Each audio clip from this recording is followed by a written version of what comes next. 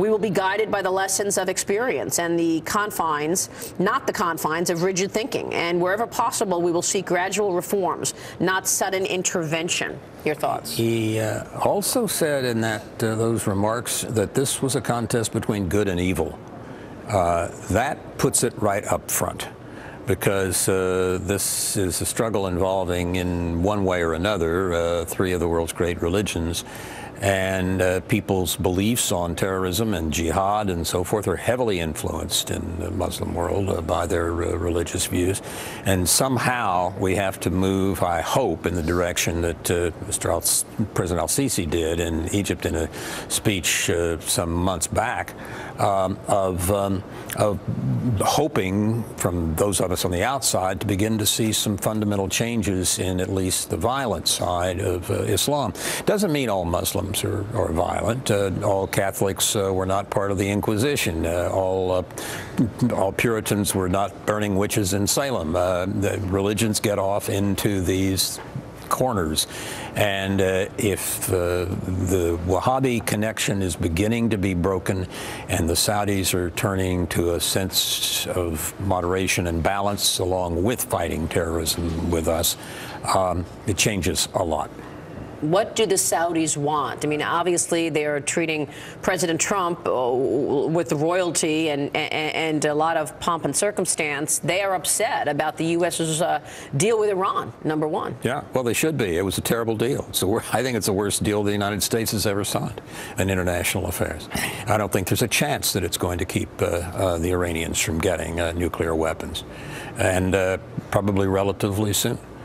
So the Saudis are absolutely right on this, and the Obama administration, I think, was dead wrong. Which is why they are happy to have President Trump there, with perhaps a different outlook on the Middle East, and in particular with Iran.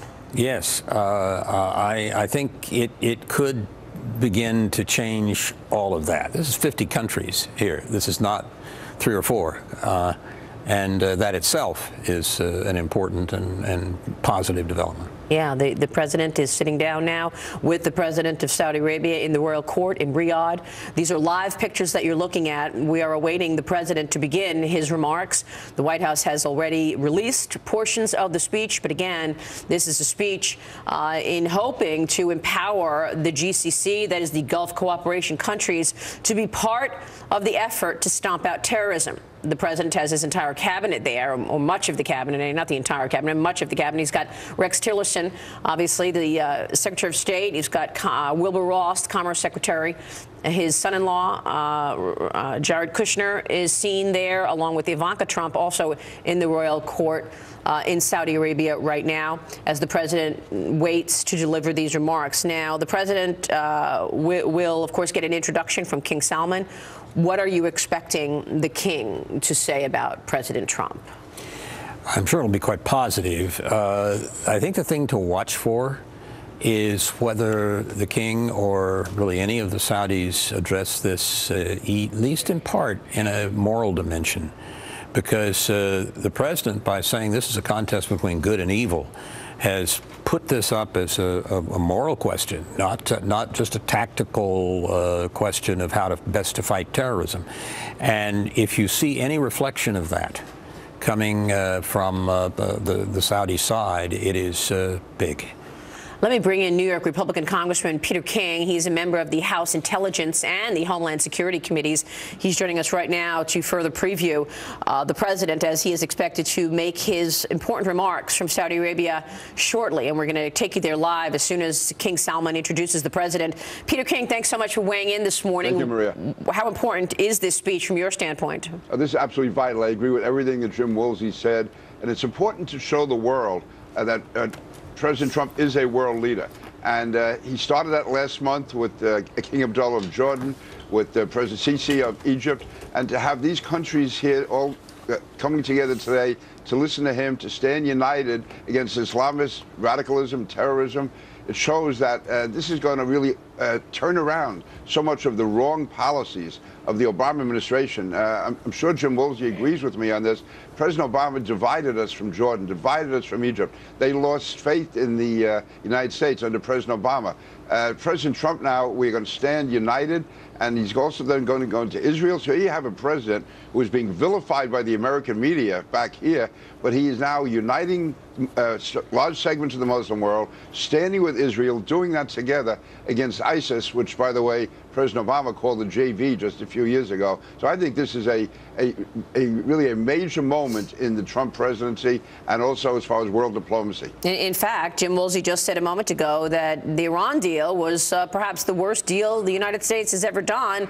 That was one of the issues that the Middle Eastern countries, who are our allies, had, the problems that they had with President Obama, that deal. Well, the deal itself was bad enough, but also the whole signal that the president was sending, that he was bringing Iran into this community of nations, treating them even more equally than he was treating countries like Jordan and Egypt, who are our allies. And he was giving them a disproportionate influence. And again, it sent shockwaves through the Middle East. This goes back to Syria, the way the president backed away from the Red Line commitment, basically invited the Russians into the Middle East. But he's the one who invited the Russians into the Middle East, bolstered Iran. And so you have the Sunni nations and the Israelis both petrified of the Obama policies. And now Donald Trump, President Trump, is, again, forging an alliance, which I think is unique, to have this many Sunni nations with the president, and then the president going to Israel without skipping a beat. This is going to be, again, a tremendous show of diplomacy, I believe, by the president. And again, whether it gets acknowledged here in the American media is an entirely different story. Yeah, it's quite extraordinary, isn't it, Jim? It is. And the trip, Congressman King's absolutely right. The trip to Israel immediately thereafter, I wish he was going to move the capital, but sometimes you don't get everything you it sends want. It sends a message, though, going from Saudi Arabia to Israel. It does. It helps. And what he will say will help. And his general popularity with the Israeli leadership and much of the political system, I think, helps. It's a striking time. There's a lot going on. A lot. The subject of the Muslim Brotherhood. Obviously, many people wonder if the Muslim Brotherhood should just be called out as a terrorist organization, Congressman King. What do you think? I think we can wait on that. I mean, it is, to a large extent, a terrorist organization. There are elements of the Muslim Brotherhood that we may be able to deal with. So I would let that stand right now. But again, we can't be kidding ourselves. I mean, many aspects of the Muslim Brotherhood are terroristic. In some of the countries, there's actually, I think, some people we might be able to deal with. I would leave that for the moment for the Secretary of State, also with advice from the CIA on that. But I certainly wouldn't rule it out. I bring it up, Jim Woolsey, because a lot of people wonder why the Muslim Brotherhood has such influence in Washington, by the way. Yes. Well, it's a little bit like the communists back in the early part of the 20th century. There were some that were merely subversive, and there were others that were violent revolutionaries, Marxist-Leninist revolutionaries. And those sorted themselves out in different ways as the century went on. But one can't just let the Muslim Brotherhood get by with saying, I'm not violent, so leave me alone. There's more than one way to support terrible things happening in the United States, and indirectly to support violence, and indirectly to support organizations that are trying to undermine our Constitution and so forth. So I agree with Congressman King. It's a complicated problem and not black and white. It's much more complicated than that. But I do think we have to be on the alert, and there are a number of steps we should take quite probably to deal with the Muslim Brotherhood even today. And I think, Congressman Peter King, what you're saying is this is the beginning. This is a start. This is a start, and it's a new beginning, whatever expression we want to use. This is a new beginning for American policy in the Middle East, where the United States and Sunni allies and the Israelis and the anti-Muslim terror forces are going to stand as one. And for a president who is being called anti-Muslim and everything else, this to me is a wonderful moment. I would like to welcome you to your second comment. We're going to take a pause for one moment to let our Fox stations join us right now.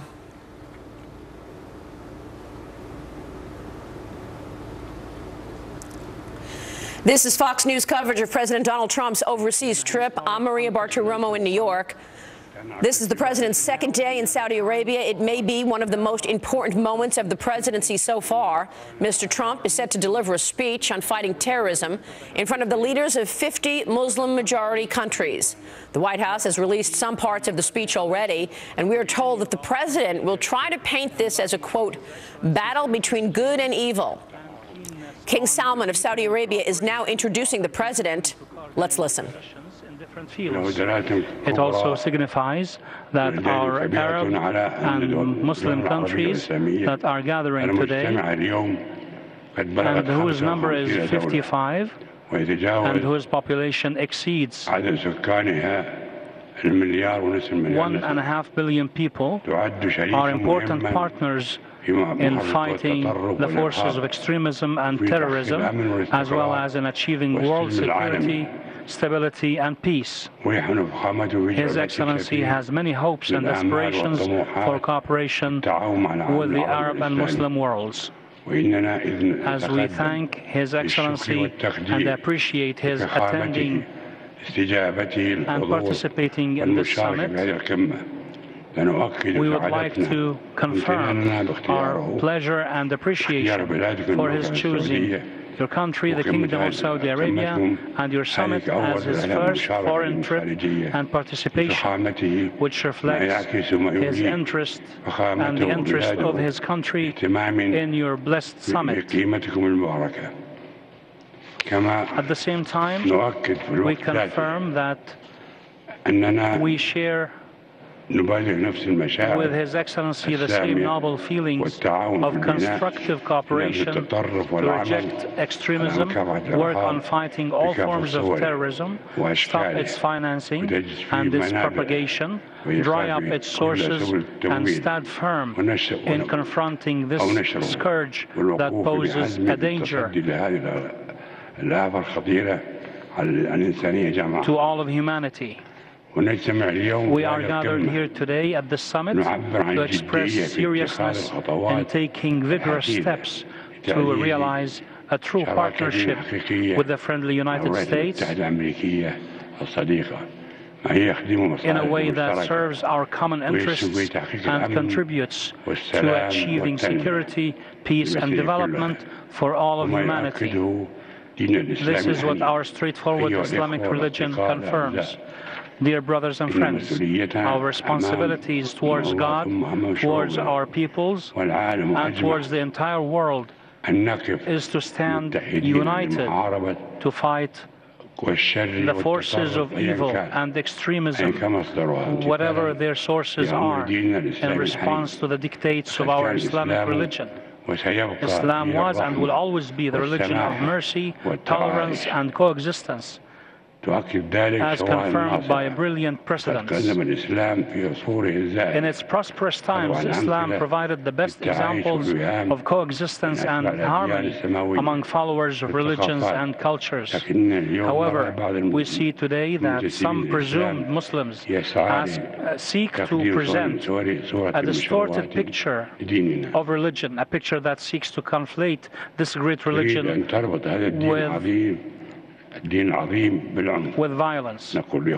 We say to our Muslim brothers and sisters, our sons and daughters, everywhere, that one of the most important goals of Islamic Sharia is protecting life, and that there is no honor in committing murder. Islam is the religion of peace and tolerance. It urges its followers to develop earth and forbids them from corrupting it. It considers killing an innocent soul tantamount to killing all of humanity. Our way to achieve the goals of our religion and win everlasting life in heaven is to promote the tolerant values of Islam, which are based on peace, moderation, and refraining from destroying and corrupting earth. We all, peoples and countries, reject in every language and denounce in every form damaging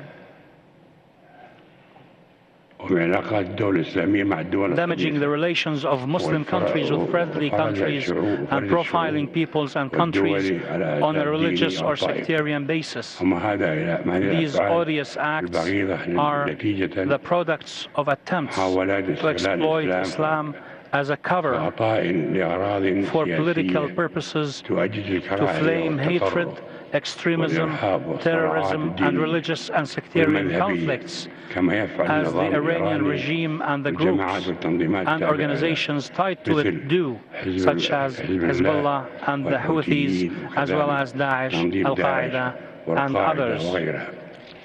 The Iranian regime has been the spearhead of global terrorism since the Khomeini revolution until now.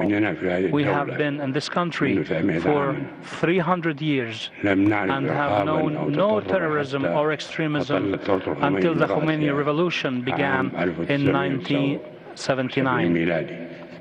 Iran has turned down all good neighborliness initiatives offered by our nations with goodwill. It has responded with expansionist aspirations, criminal practices, and interference in the internal affairs of other countries, thus violating the principles of international law, good neighborliness, and mutual respect and coexistence.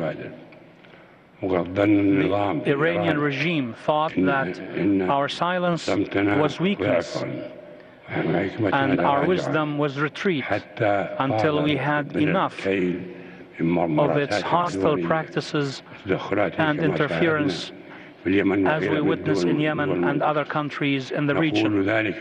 As we say this, we assert at the same time our respect and appreciation for the Iranian people. We do not hold people responsible for the actions of their regime. The Kingdom of Saudi Arabia has long suffered from terrorism and has been the target for it because Saudi Arabia is the center of Islam and the Qibla for all Muslims. Terrorist ideology seeks to achieve its fake legitimacy and its spread through targeting the Qibla of all Muslims and the center of their weight. We have succeeded in confronting terrorist actions, foiling many terrorist attempts. We have also helped our brothers and friends around the world to avoid plots targeting their security and stability.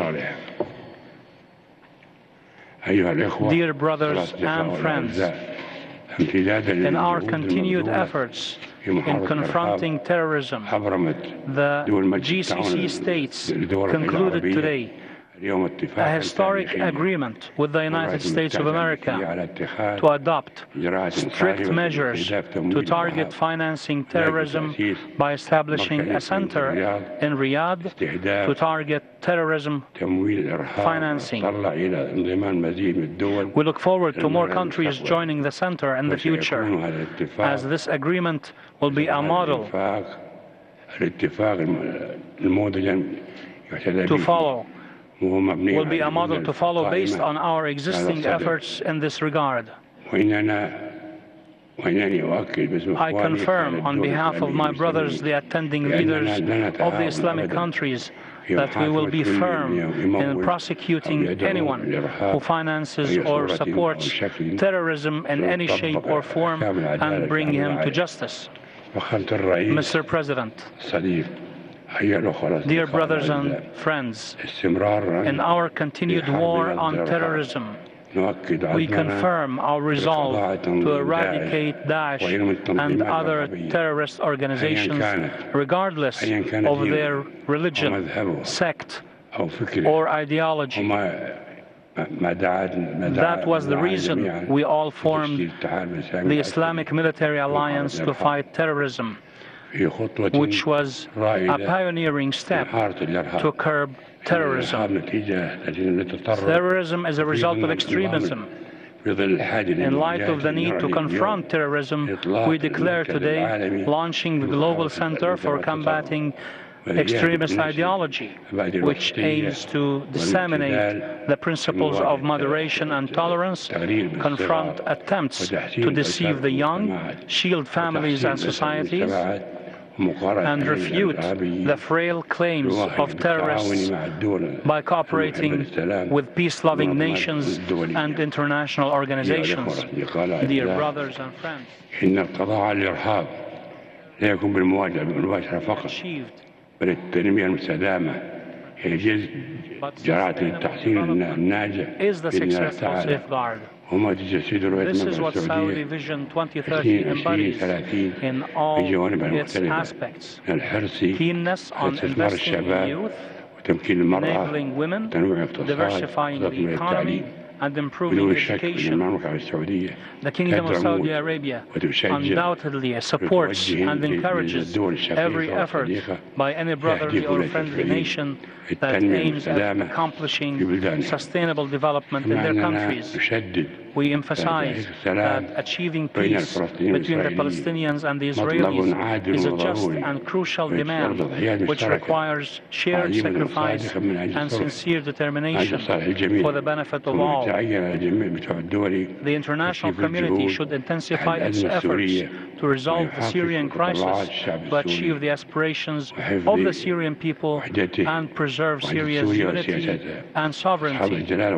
Your Majesties, Your Excellencies, Your Highnesses, the hopes and aspirations of our peoples are huge, and our responsibilities to achieve them are great.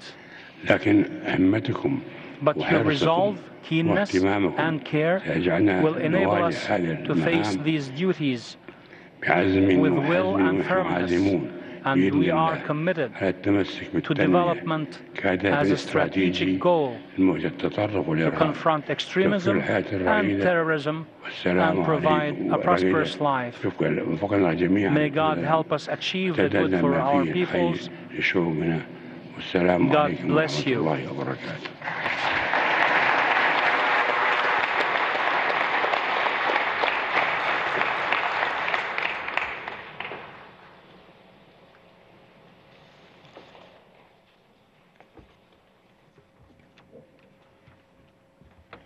Now I give the floor to His Excellency, the President of the United States of America, Mr. Donald Trump. The floor is yours, sir.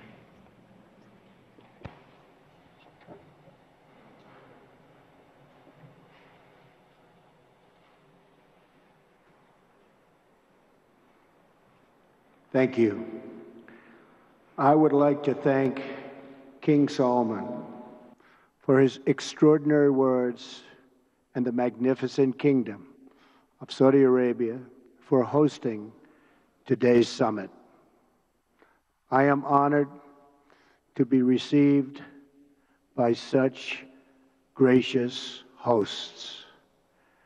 I have always heard about the splendor of your country and the kindness of your citizens, but words do not do justice to the grandeur of this remarkable place and the incredible hospitality you have shown us from the moment we arrived.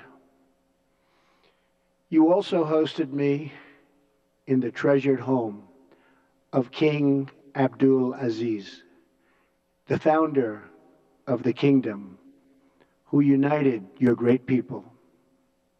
Working alongside of another beloved leader, American President Franklin Roosevelt, King Abdul Aziz began the enduring partnership between our two countries.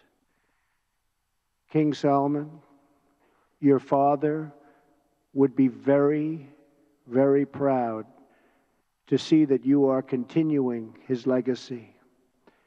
And just as he opened the first chapter of our partnership, today we begin a new chapter that will bring lasting benefits to all of our citizens.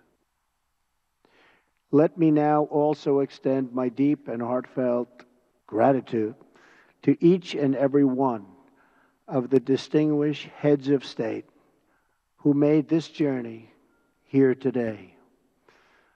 You greatly honor us with your presence, and I send the warmest regards from my country to yours. Thank you. I know that our time together will bring many blessings to both your people and to mine. I stand before you as a representative of the American people to deliver a message of friendship and hope and love.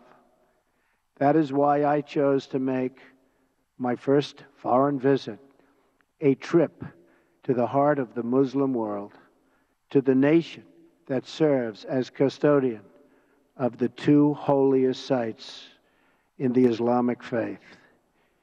In my inaugural address to the American people, I pledged to strengthen America's oldest friendships and to build new partnerships in pursuit of peace.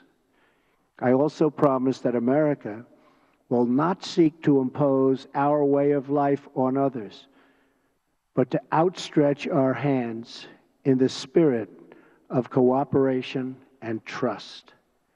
Our vision is one of peace, security, and prosperity in this region and all throughout the world. Our goal is a coalition of nations who share the aim of stamping out extremism and providing our children a hopeful future that does honor to God. And so this historic and unprecedented gathering of leaders, unique in the history of nations, is a symbol to the world of our shared resolve in our military that will protect the safety of our people and enhance the security of our wonderful friends and allies, many of whom are here today. Bonds of friendship, security, culture, and commerce. For Americans, this is a very exciting time. A new spirit of optimism is sweeping our country. In just a few months, we have created almost 1 million new jobs, added over $3 trillion in new value, lifted the burdens on American industry, and made record investments in our military that will protect the safety of our people and enhance the security of our wonderful friends and allies, many of whom are here today. Now, there is even more blessed news that I am pleased to share with you. My meetings with King Salman, the Crown Prince, and the Deputy Crown Prince have been filled with great warmth, goodwill, and tremendous cooperation. Yesterday, we signed historic agreements with the Kingdom that will invest almost $400 billion in our two countries and create many hundreds of thousands of jobs in America and Saudi Arabia. This landmark agreement includes the announcement of a $110 billion Saudi-funded defense purchase, and we will be sure to help our Saudi friends to get a good deal from our great American defense companies, the greatest anywhere in the world. This agreement will help the Saudi military to take a far greater role in security and operations having to do with security. We have also started discussions with many of the countries present today on strengthening partnerships and forming new ones to advance security and stability across the Middle East and far beyond. Later today, we will make history again with the opening of the new Global Center for Combating Extremist Ideology, located right here in this central part of the Islamic world. This groundbreaking new center represents a clear declaration that Muslim-majority countries must take the lead in combating radicalization, and I want to express our gratitude to King Salman for his strong demonstration and his absolutely incredible and powerful leadership. I have had the pleasure of welcoming several of the leaders present today to the White House, and I look forward to working with all of you. America is a sovereign nation, and our first priority is always the safety and security of our citizens. We are not here to lecture. We are not here to tell other people how to live, what to do, who to be, or how to worship. Instead, we are here to offer partnership based on shared interests and values to pursue a better future. السعي إلى مستقبل أفضل لكلنا. فهنا في هذه القمة سوف نناقش المصالح كثيرة نتشارك. But above all, we must be united in pursuing the one goal that transcends every other consideration. That goal is to meet history's great test, to conquer extremism and vanquish the forces that terrorism brings with it every single time. Young Muslim boys and girls should be able to grow up free from fear, safe from violence, and innocent of hatred. When young Muslim men and women should have the chance to build a new era of prosperity for themselves, it has to be done, and we have to let them do it. With God's help, this summit will mark the beginning of the end for those who practice terror and spread its vile creed. At the same time, we pray this special gathering may someday be remembered as the beginning of peace in the Middle East, and maybe even all over the world. But this future can only be achieved through defeating terrorism and the ideology that drives it. Few nations have been spared the violent reach of terrorism. America has suffered repeated barbaric attacks, from the atrocities of September 11th to the devastation of the Boston bombings to the horrible killings in San Bernardino and Orlando. The nations of Europe have also endured unspeakable horror. So too have the nations of Africa and South America. India, Russia, China, and Australia have all been victims. But in sheer numbers, the deadliest toll has been exacted on the innocent people of Arab, Muslim, and Middle Eastern nations. They have borne the brunt of the killings and the worst of the destruction in this wave of fanatical violence. Some estimates hold that more than 95% of the victims of terrorism are themselves Muslim. We now face a humanitarian and security disaster in this region that is spreading across the planet. It is a tragedy of epic proportions. No description of the suffering and depravity can begin to capture its full measure. The control of ISIS, if you look at what's happening, Al-Qaeda, Hezbollah, Hamas, and so many others must be counted not only in the number of dead, it also must be counted in generations of vanished dreams. The Middle East is rich with natural beauty, vibrant cultures, and massive amounts of historic treasures. It should increasingly become one of the great global centers of commerce and opportunity. This region should not be a place from which refugees flee, but to which newcomers flock. Saudi Arabia is home to the holiest sites in one of the world's great faiths.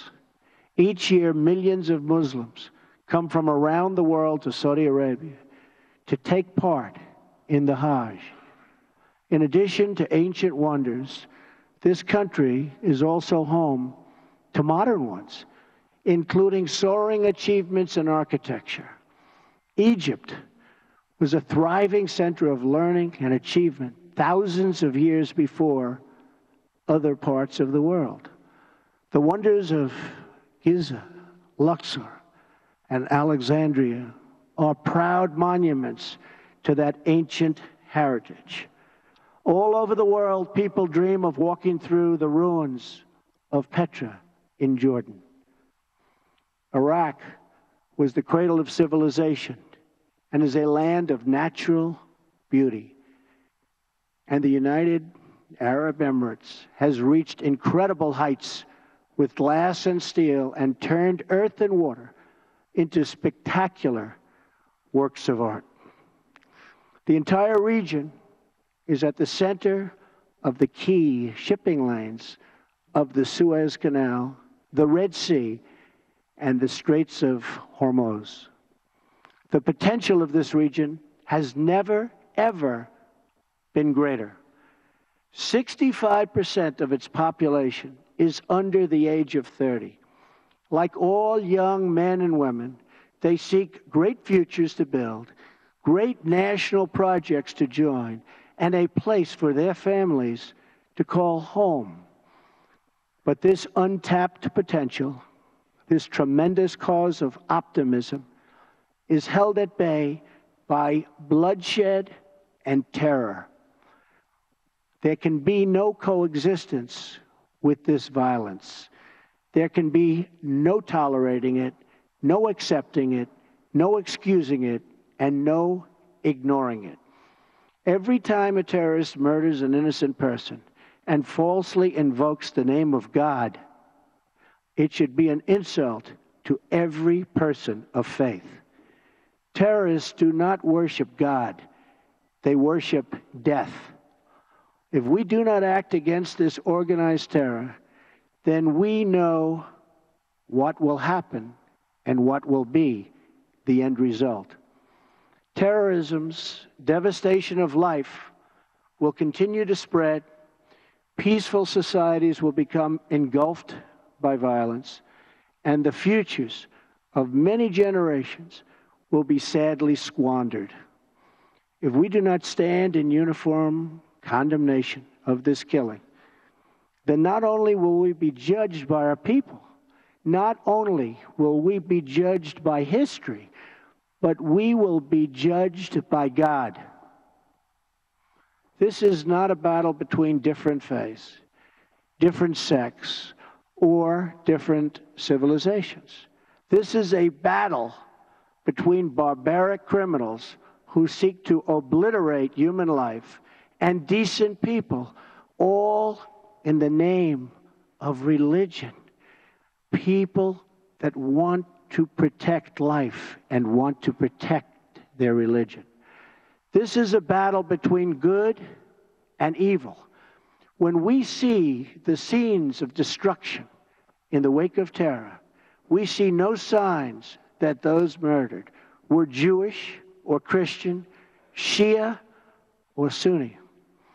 When we look upon the strains of innocent blood soaked into the ancient ground, we cannot see the faith or sect or tribe of the victims. We see only that they were children of God whose deaths are an insult to all that is holy.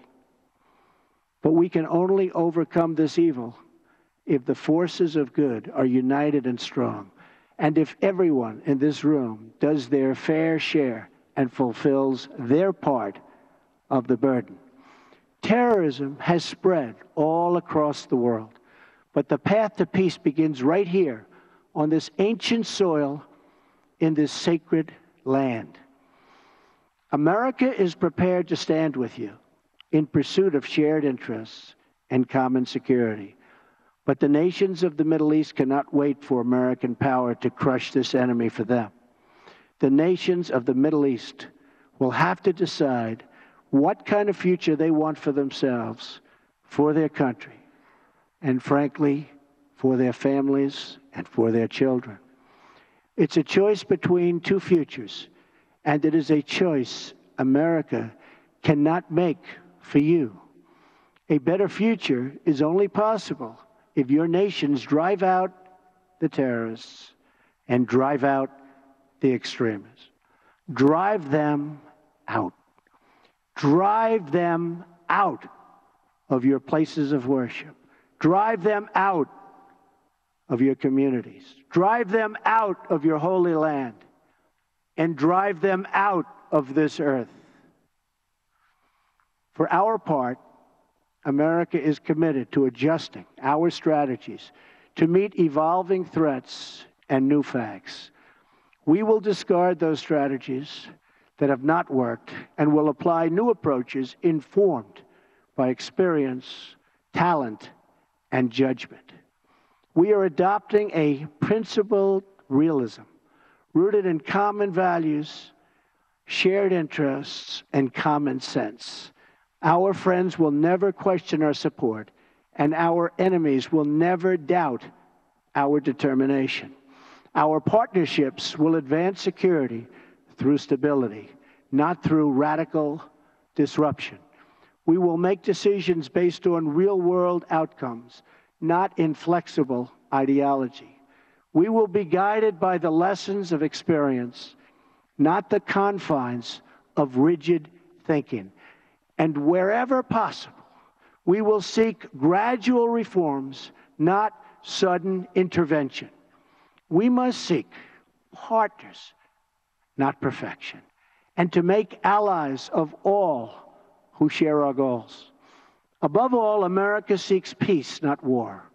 Muslim nations must be willing to take on the burden if we are going to defeat terrorism and send its wicked ideology into oblivion. The first task in this joint effort is for your nations to deny all territory to the foot soldiers of evil. Every country in the region has an absolute duty to ensure that terrorists find no sanctuary on their soil. Many are already making significant contributions to regional security. Jordanian pilots are crucial partners against ISIS in Syria and Iraq. Saudi Arabia and a regional coalition have taken strong action against Houthi militants in Yemen. The Lebanese army is hunting ISIS operatives who try to infiltrate their territory. Emirati troops are supporting our Afghan partners and supporting them strongly. In Mosul, American troops are supporting Kurds, Sunnis, and Shias fighting together for their homeland. Qatar, which hosts the U.S. Central Command, is a crucial strategic partner.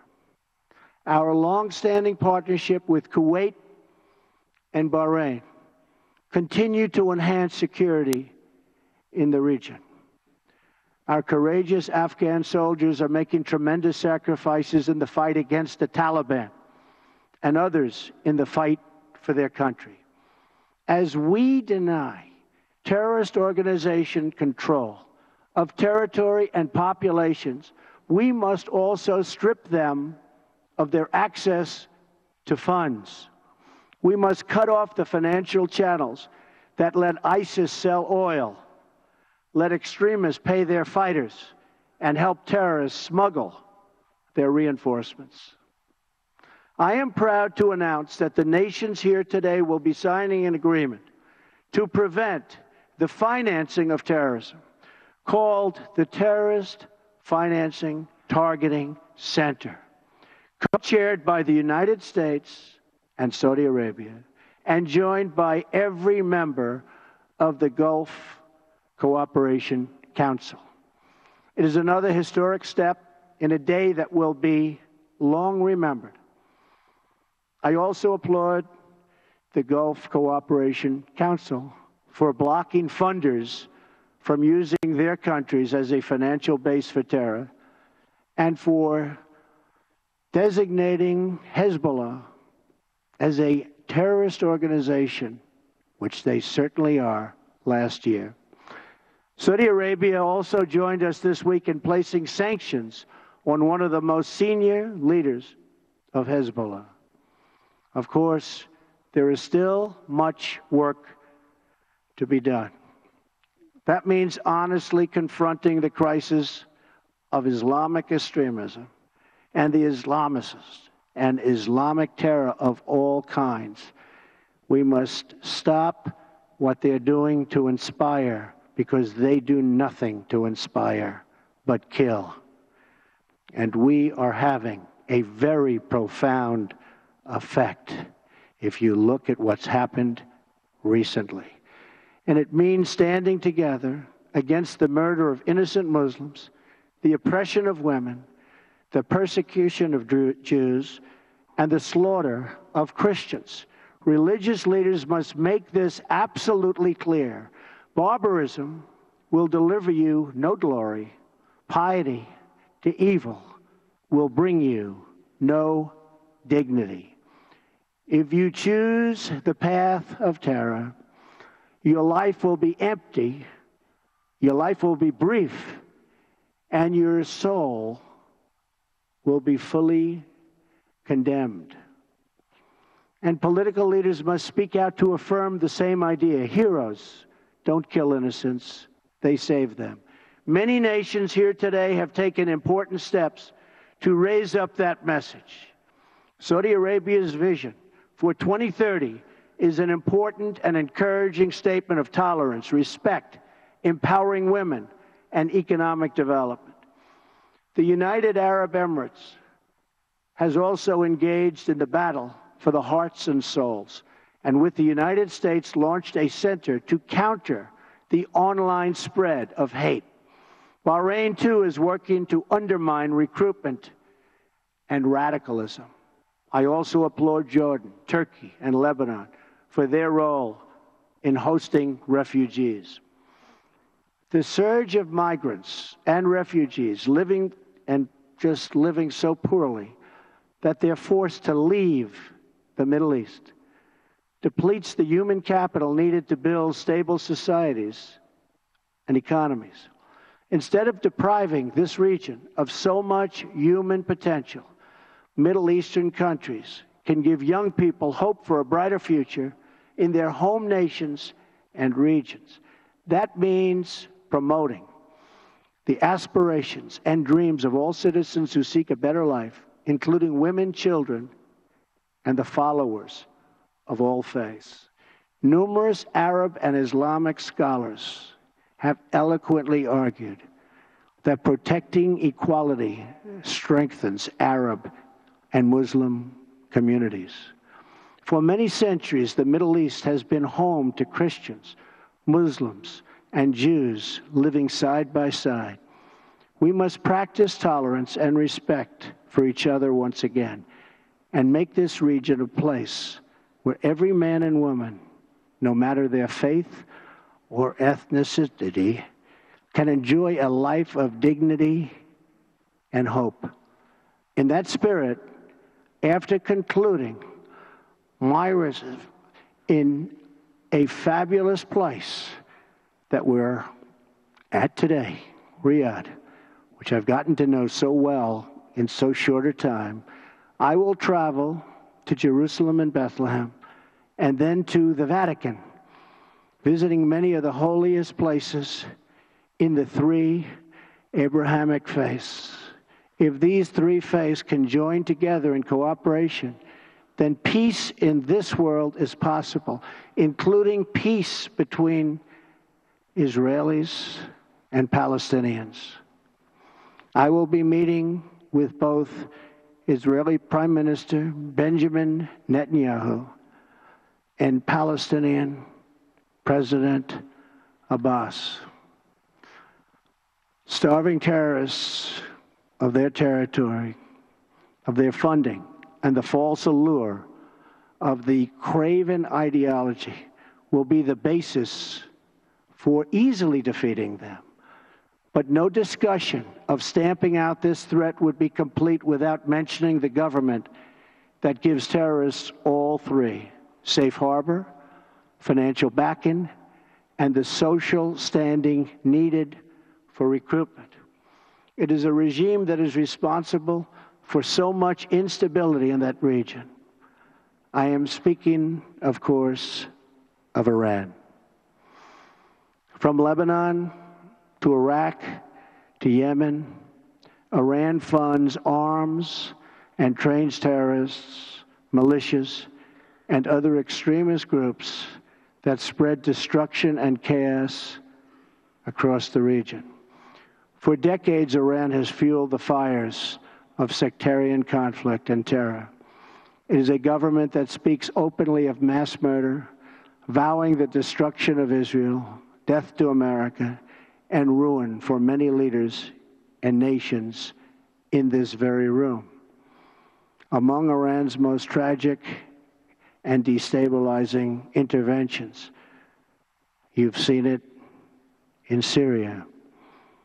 Bolstered by Iran, Assad has committed unspeakable crimes, and the United States has taken firm action in response to the use of banned chemical weapons by the Assad regime, launching 59 missiles at the Syrian airbase from where that murderous attack originated.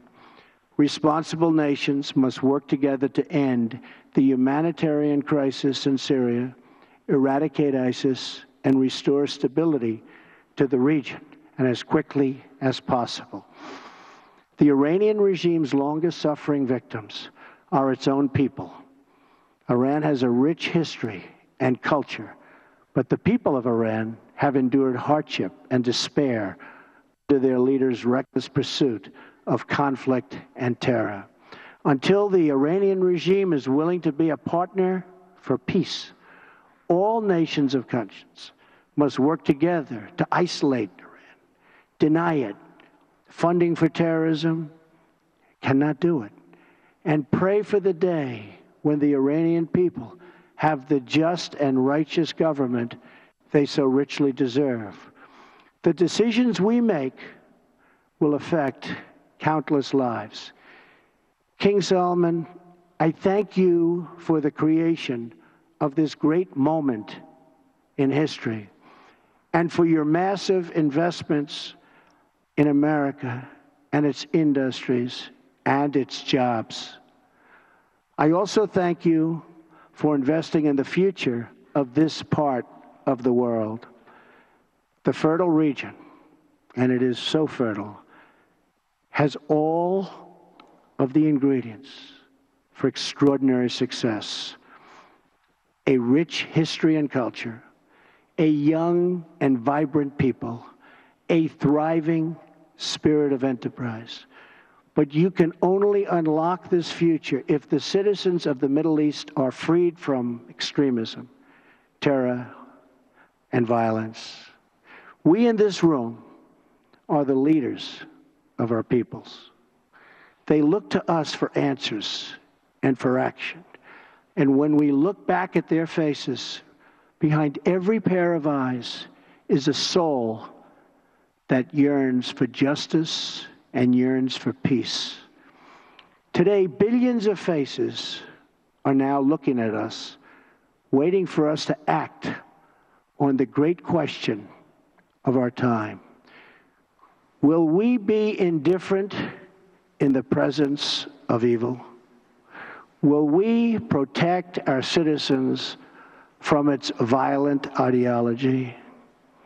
Will we let its venom spread through our societies? Will we let it destroy the most holy sites on earth? If we do not confront this deadly terror, we know what the future will bring: more suffering, more death, and more despair. But if we act, if we leave this magnificent room unified and determined to do what it takes to destroy the terror that threatens the world, then there is no limit to the great future our citizens will have. The birthplace of civilization is waiting to begin a new renaissance. Just imagine what tomorrow could bring. glorious wonders of science, art, medicine, and commerce to inspire mankind. Great cities built on the ruins of shattered towns. New jobs and industries that will lift up millions and millions of people. Parents who no longer worry for their children, their families, and who no longer mourn for their loved ones. And the faithful who finally worship without fear. These are the blessings of prosperity and peace. These are the desires that burn with a righteous flame in every single human heart. And these are the just demands of our beloved people. I ask you to join me, to join together, to work together, and to fight together, because united, we will not fail. We cannot fail. Nobody, absolutely nobody, can beat us. Thank you. God bless you. God bless your countries. And God bless the United States of America. Thank you very much. Thank you.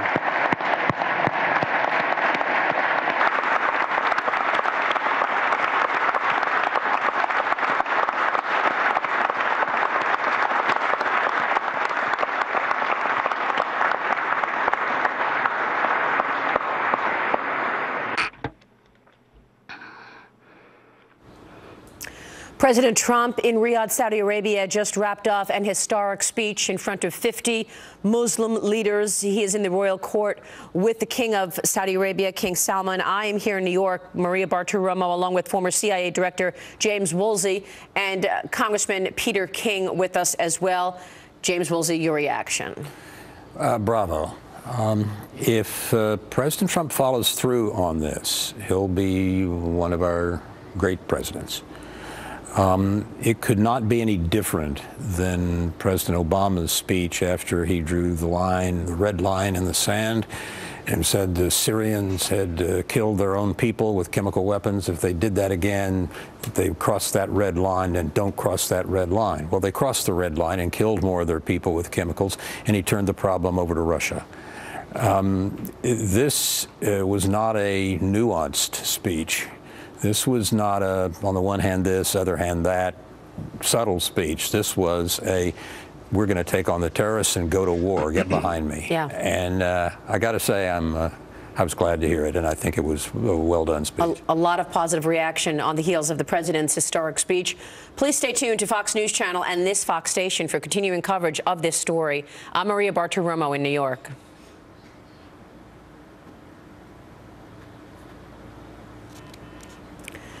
We continue our conversation and analysis. Let me bring in Congressman Peter King with us as well. And Congressman, your reaction to what you just heard from President Trump.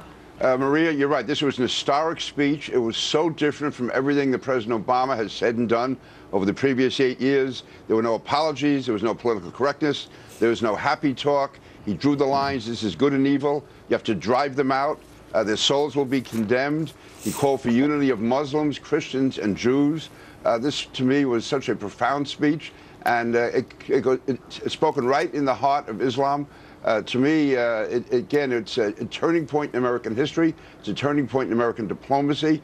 President Trump today established himself, I believe, as a true leader on the world stage. I agree totally with Jim Woolsey. If this continues, he will definitely be a great president. And again, from my own experience with Arab leaders and Muslim leaders over the last 8 years, they could not understand where President Obama was coming from. The whole tone of apology, the reaching out to Iran at the expense of traditional allies, breaking our word regarding Syria, regarding the red line, inviting the Russians into the Middle East, which is probably the greatest gift any president has ever given to, to the Russians. So, no, this was a masterful speech, masterfully delivered, and as an American, I was proud to hear it, to listen to it, and to stand by it. He's getting a lot of high marks on social media right now, as well as online. What struck me, Jim Woolsey, is the number of times Iran came up, not just from President Trump, but from King Salman. Yes. Talking about Iran. The president as well has talked much about the Iran deal. You just said a minute minute ago was the worst deal America has ever done. They know their enemy. Yes, they do, and they didn't mince words. And they both, as you said, they both addressed it and addressed it solidly and made it clear that it's not just Iran. Nobody said, well, but they elected a moderate to the presidency again, the moderate schmoderate. The Iranian decision-making structure at the top of the Revolutionary Guards and the top of the government is purely totalitarian, and they have a word, tahiyya, which sort of means lying to infidels, and it's not just permitted, it's recommended, and they didn't get away with that this time. Both the king and the president called them out, and I'm just agree with Congressman King. Yeah. It was a very fine speech. Congressman, the president said the citizens of the Middle East need to be freed from terrorism. Absolutely. And again, he pulled no punches. They have to be freed from terrorism. And if the Arab world, if the Muslim world is going to play its true role on the world stage, it has to eliminate terrorism. As the president said, drive them out. Drive them out of the mosque, drive them out of the country, drive them off the world, and also condemn their souls. It looks like he's done a fair amount of encouraging them to do just that with this speech, Jim. I think so, yes. Yeah. No, it reminds me, Lord Nelson, the great British naval figure, used to say, never mind the maneuvering, go right at them. That's what he did today, go right at him. Jim Woolsey, Congressman King, thank you so much for joining us and analyzing all of this. That'll do it for Sunday Morning Futures. Thank you for joining us.